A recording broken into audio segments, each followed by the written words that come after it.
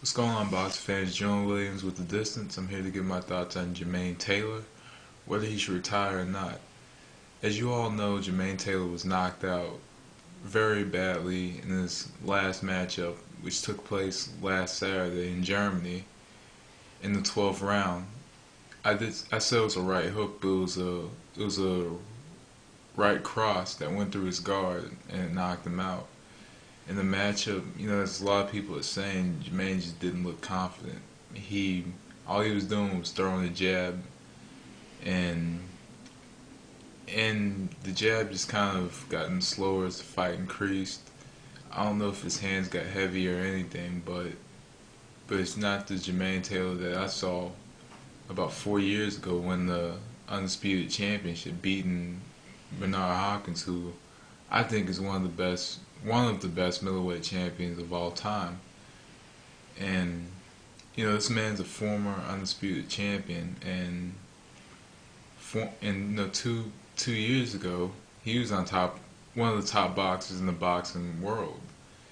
He had so many names on his resume. He had Winky Wright, Bernard Hopkins, Corey Spinks, Kasim Uma, and the other two, Spinks and Uma, aren't aren't up there with Hopkins and Wright, but they're still names. Spinks is a former undisputed champion, and I believe one was a titleist.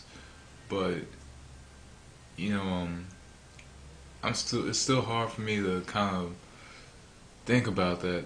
Jermaine Taylor's about 1-4 in his last five matchups. His only victories against Jeff Lacy, and Jeff Lacy, I think, is a damaged fighter. Was damaged after the Calzaghe matchup about 3 years ago, but that was just a horrible knockout just to see, because it's like Jermaine Taylor is just getting knocked out over and over again. He has been knocked out 3 times by 3 big punchers. So I think that it's time to hang up the gloves for Jermaine Taylor. He has money. Maybe he could do something else with, maybe do some promoting or something. But boxing, I don't know. It's up to him. I believe his next matchup, if he decides to continue on, is against Andre Ward, and we'll see what he decides. But I hated to see that knockout. Sometimes you learn to adapt to fighters, or learn to like certain fighters, and you just don't want to see them knocked out. It's like in my case, it was with Roy Jones. I grew up watching him with my grandfather, and what's ironic is the first matchup I saw was with the first full matchup I ever seen was with Roy Jones. It was with my grandfather, and the last matchup I seen with my grandfather was when Roy Jones got knocked out by Antonio Tarver. But I hated to see him get knocked out, and I hated to see Taylor get knocked out, because I watched on television on pay-per-view. I sat there, I watched him beat Bernard Hopkins, and it was a close matchup. Though he faded at the end, and it's disputed to this day. He did beat a legend, and he was the undisputed champion. But I just didn't like seeing him get knocked out. I really felt for the man. Sometimes we watch fighters, and it's kind of like, yeah, I want to see this guy get knocked out. I want to see this, that, and the other happen. And I didn't want to see Jermaine Taylor get knocked out, but I just saw it happening. I'm not bragging about my prediction or anything, but it's just something I saw happening. The man was 15 seconds away from becoming the WBC super middleweight champion. And he had the matchup, and he got beat in the last 15 seconds by Carl Froch. But I was watching the matchup with Abraham, and like what a lot of other people were saying, he just didn't look too confident. He wasn't throwing his repertoire of punches. Everything was just behind that jab. It was just the jab. That's all he had, was the jab. He did throw a few right hands in, and he even said he saw the right hand. and he did throw a few right hands, and he did. That's all he threw was some right hands, some left hands, and the jab. And he was knocked out at the end. He wasn't winning the matchup. He wasn't. He didn't look too confident, but